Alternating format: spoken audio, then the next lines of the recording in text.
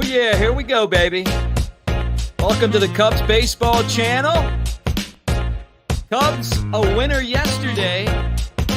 You're talking about a chance to take this series and win this homestand. And we're going to talk about it right here as we get you ready for the Cubs and the Kansas City Royals. I'm Mick Gillespie. Make sure that you're a part of our channel. We have grown substantially since we started, and we want to continue to do that with you guys as part of the channel as well. So let's get into it. Cubs and Royals today at 120 Wrigleyfield, and the Cubs with an opportunity with a victory to take the homestand and get themselves some momentum looking forward as they'll head on the road in this stretch where you're talking about 12 games that the team really needs as they try to get to the postseason, whether it be winning the Central Division or taking the wild card. Before we talk Cubs baseball, though, I got a prize for you. Look, Charlie's not here. That means I'm by myself. And because I'm by myself, I've got to make sure that this video rolls, and I want you guys to help me do it. So this is what we got right here. This is our giveaway just for today's show. I've got it for you. It's a Tennessee Smokies AA Nico Horner bobblehead doll. Look at it. That's Nico right after he made a big play, celebrating. I'm going to send this to you guys. One of you guys, you got to get part of this giveaway. You got to like and comment and share. So do that on our Cubs YouTube channel, the Cubs baseball channel, and you could win this today. But thank you for hanging out. Let's talk about the game. Cubs a 6-4 winner yesterday. In that game, we saw Justin Steele, one of the guys that the Cubs were able to develop through their farm system. And now all of a sudden, this guy's in the hunt for a Cy Young. He's now 14-3 with that performance yesterday. I wouldn't call it dominant, but it was really good. 6 innings, gave up 6 hits to 2 runs earned.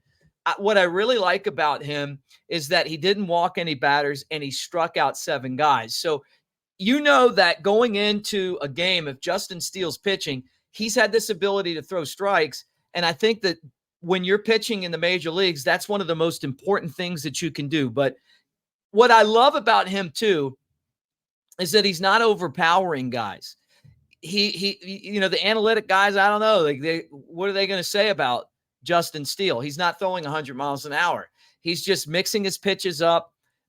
He's throwing it in there at 92, but he's got a ton of movement. He misses bats. He's able to mix speeds. But the other thing that he does really well too is that he is a student of the game. So he's studying the guys on the other team, and he's got a great approach when it comes to facing batters on the other team. So that showed yesterday, and that's a win that the Cubs really needed to have after that 4-3 loss on Friday in a game that you would expect against one of the worst teams in baseball in Kansas City that you have to win. So that's part of the puzzle.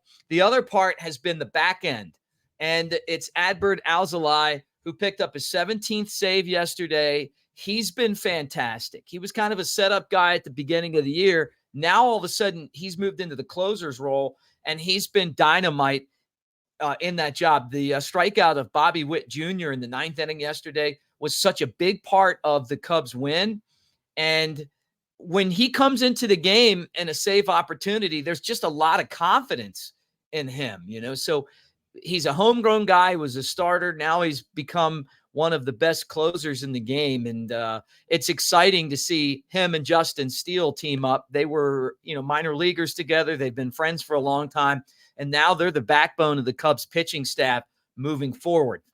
Yesterday as well, Cody Bellinger. When the Cubs needed someone to step up, it was Cody Bellinger. Couple of home runs in the game, set the tone for the offense early. The 2-run homer at the beginning of the game really helped move things in the right direction for the Cubs after that tough loss on Friday. He's playing like the former MVP that he is. And so it's been amazing watching him not only at the plate, but his defense at first base really surprised me. I know a lot of you guys and myself too thought that we were going to have Matt Mervis playing first base, that Matt Mervis would be the first baseman of the future. I never bought into Eric Hosmer and Mancini. I just thought that those two guys weren't the right fit for the team. But I didn't see Cody Bellinger taking over the role at first base. But when Mervis had his opportunity, he wasn't able to capitalize on it. And not only is Bellinger a tough out at the plate, he's also excellent defensively, whether you put him in the outfield or at first base. And when Mike Tauchman's been in the game, the Cubs have found a way to win. He got the start yesterday and helped them get the victory. So Bellinger with the 2 home runs and a win for the Cubs. So this game's important today. You need to win these games. Our friend David Kaplan, I know I've brought this up numerous times, but to him, he feels like for the Cubs to make the playoffs, that they need to win 75% of the games during the stretch. Well, a win today, at least you walk out of Wrigley during this stretch with a winning homestand, right? It's not what we wanted. There was no sweep of the White Sox. There's going to be no sweep of the Royals. But today's game, if you're able to win that one and you're the Cubs, at least you walk out with a series victory. And that's something that the Cubs have done a lot here in the second half of the season. The pitching matchup. Cubs are going to go with Kyle Hendricks, I beg your pardon, against Jordan Lyles.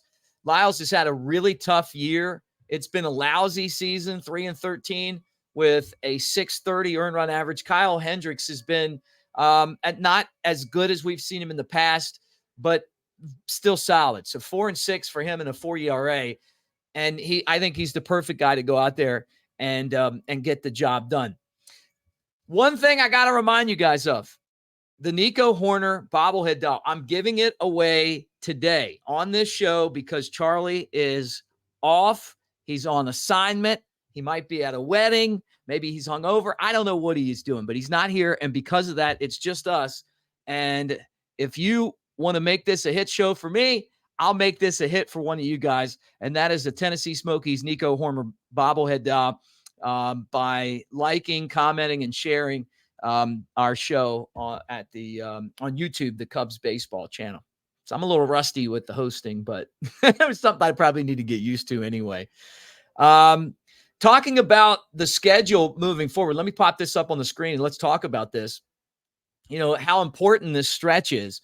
So the Cubs lost to the Sox on Tuesday. They had the miraculous win with the Christopher Morel walk-off home run on Wednesday. They've had some days off. Kansas City came in. I thought Friday's game was the type of game that costs you. When you look back, if you end up a game out, losing to Kansas City on Friday is a game that could cost you the playoffs. And that's just a game you got to figure out how to win. They didn't do it.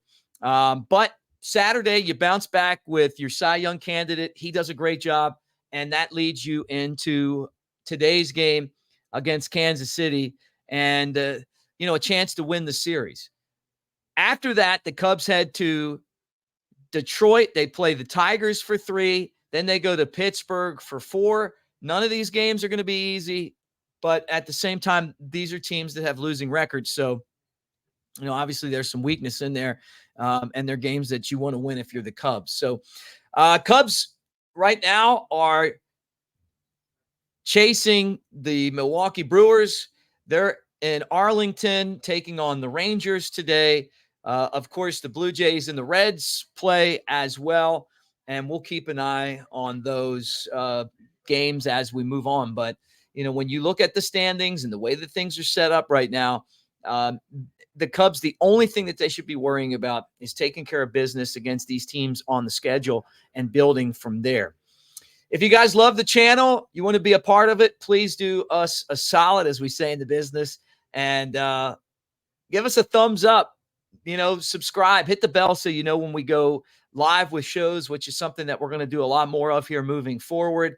We'll have Tim Wilkin and the Scout Show coming on really soon. Again, getting his take on some of the big prospects, including Jordan Wicks, who I think is going to make his major league debut here in the next couple weeks. He's one of the Cubs' top pitching prospects. We'll keep an eye on what's going on with Ben Brown. I know he's been in AAA dealing with injuries. And then Pete Crow Armstrong. I was surprised that the Cubs, when they DFA'd Tucker Barnhart yesterday, promoted Miles Masterboni again and didn't bring up Pete Crow Armstrong. It's not that I'm trying to be a cheerleader for Hollywood Pete. I just look at the team.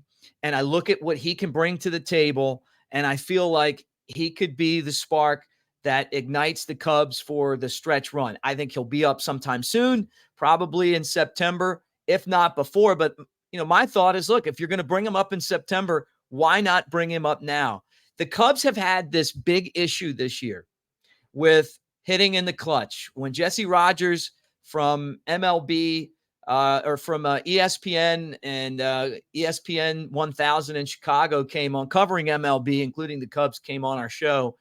He said that one of the biggest issues that the Cubs had was hitting in the clutch, that they were one of the worst, if not the worst in baseball at the beginning of the season. And then they started to get a lot better. And that's what led to the 8-game winning streak and them getting back in to the playoff mix.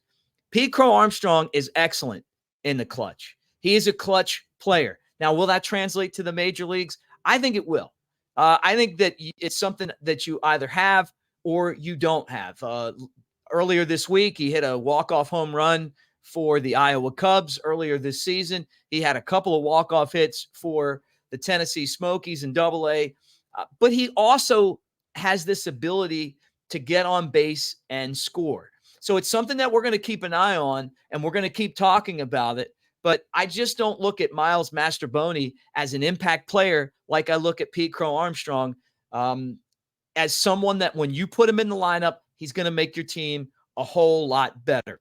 So again, Cubs today against Kansas City, and it'll be Kyle Hendricks starting against Jordan Lyles. Hey, guys, thanks for hanging out with us. Like and subscribe, and we will talk to you again with our full cast of characters really soon. Go Cubs.